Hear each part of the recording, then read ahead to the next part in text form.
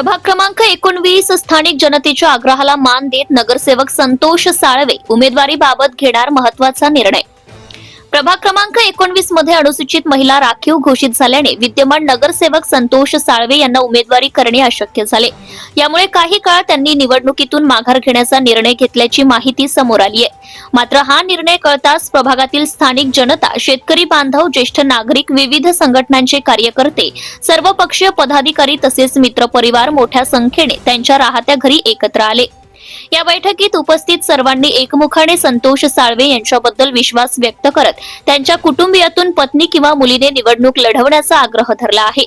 प्रभागात त्यांच्या माध्यमातून झालेली अनेक विकास कामे, वेगाने पूर्ण झालेली योजना, नागरिकांसाठी केलेली लोकसहभागातून उभारलेली कामे यांचा उल्लेख करत प्रभागात विकास घडवायचा तर तो तुमच्याच माध्यमातून शक्य आहे असं मत व्यक्त करण्यात आलंय। तसेच प्रभाग अनुसूचित महिलांसाठी राखीव झाल्याने साळवे यांच्या कुटुंबातील त्यांच्या पत्नी किंवा मुलीने उमेदवारी करावी असा ठोस आग्रह नागरिकांनी केला आहे। त्यांच्या नेतृत्वाखालीच प्रभागाची पुढील प्रगती शक्य असल्याचा विश्वासही स्थानिक मतदारांनी व्यक्त केला। या सर्व भावना ऐकताना संतोष साळवे भावुक झाले। त्यांनी नागरिकांशी संवाद साधताना सांगितले, आपण दाखवलेला विश्वास माझ्यासाठी मोठी ताकद आहे। या सर्व गोष्टींचा गांभीर्याने विचार करून काही दिवसात माझा अंतिम निर्णय आपणास जाहीर करेन असा शब्द त्यांनी उपस्थितांना दिला आहे। प्रभाग क्रमांक 19 मधील राजकीय स्थिती आणि साळवे यांचा आगामी निर्णय याकडे आता सर्वांचं लक्ष लागले।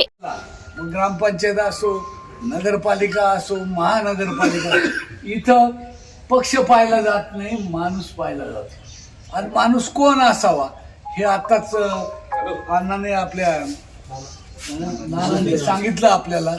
आणि माझी परिस्थिती अशी, आता माझं वय वर्ष 73 झाले आणि आमच्या काळातलं राजकारण आताचं राजकारण जमीन आसमानचं अंतर आहे, फार मोठं। आणि मागे संतोष भाऊला आपण विधानसभेला प्रचंड ताकदीनं आपण सर्व काही पाहिलं आणि प्रामाणिकपणे काम करणारा कार्यकर्ता संतोष भाऊ।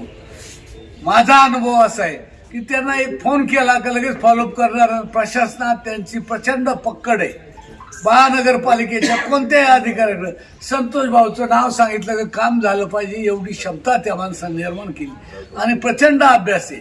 अनेक नगरसेवक ज्यांना सही करता येत नाही असेही नगरसेवक, आमदारही मी असे पाहिले, कोणी बाटकेवालं होतं, कोणी दारूवालं होतं, त्याला मी सही शिकवली, आमका आहे रे, त्याला सही येत नव्हती।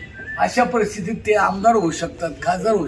हा तर शिकलेला उच्च विद्याविभूषित कार्यकर्ता, प्रचंड प्रामाणिकपणे काम करणारा आणि भंपकबाजी त्याच्याकडे नाहीये। आता या टाळ्यापासून मी नाही तर माझी बायको, मी नाही तर माझी बायको, जिकडं तिकडं यांचेच बोर्ड आहे।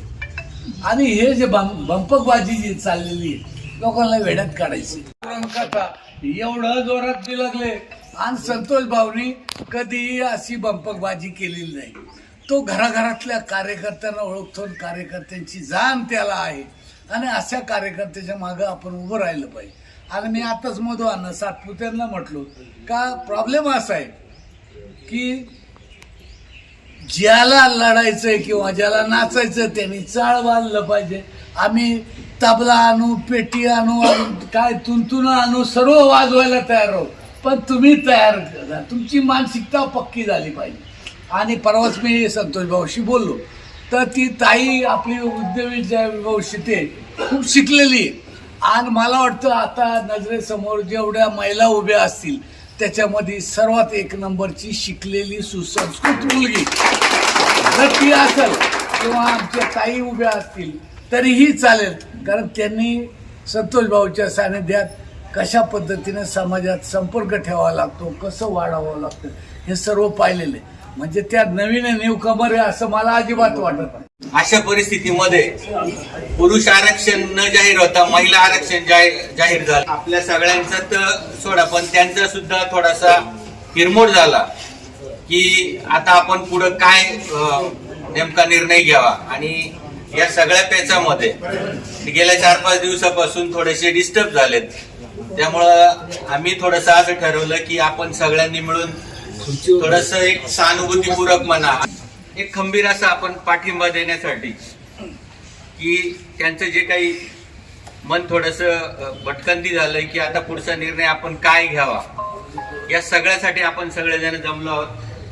बऱ्याचशा मित्रपरिवाराचं म्हणणं आहे की महिला म्हणजे संतोष भाऊच्या मिसेस म्हणजे आमच्या वहिनी असतील किंवा मुलगी दिदी असेल तर यांच्या बाबतीत किंवा यांची सध्या प्रभागामध्ये काहींना ओळखतात काही नाही ओळखत, पण मला असं म्हणायचं आहे की कुठल्याच उमेदवार जे असतील नगरसेवक प्रत्यक्षात प्रत्येक वेळेला ती महिला उमेदवार अगदी ओळखीची असेलच असं नाही. आपण संतोष भाऊ म्हणून त्यांना ओळखणार आहोत. आज काही त्या वहिनी म्हणून किंवा ती दिदी म्हणून राहणार असा भाग नाही, मात्र आपण संतोष भाऊ म्हणूनच त्यांच्या पाठीमागे उभे राहणार आहोत. आणि सगळ्यांच्या वतीने मी संतोष भाऊंना आश्वासन देतो की यातला एकही कार्यकर्ता किंवा एकही आपल्या अगदी जवळच्या नातेवाईकांपासून मित्रपरिवारापासून असे एकही राहणार नाही की जे इतर उमेदवारांच्या बाबतीत मी नाही बोलत, परंतु संतोष भाऊच्या बाबतीत मी अगदी खात्रीशीर सांगतो. आपल्याला कुठल्याही बाबतीत निसंकोच करता हे सगळे कार्यकर्ते आपल्या पाठीशी अगदी खंबीरपणे उभे राहतील आणि जास्तीत जास्त मतधिक्याने आता याचा निर्णय आपण घ्यावा की यामध्ये कोणाला उभं. दोन्ही उमेदवार आपल्यासाठी अगदी संतोष भाऊचे असं समजून आपण कामाला लागणार आहोत आणि त्या उमेदवाराला आपण जास्तीत जास्त मतधिक्याने निवडून देऊ याची सुद्धा मी संतोष भाऊंना खात्री देतो. Subscribe now and press the bell icon. Never miss an update.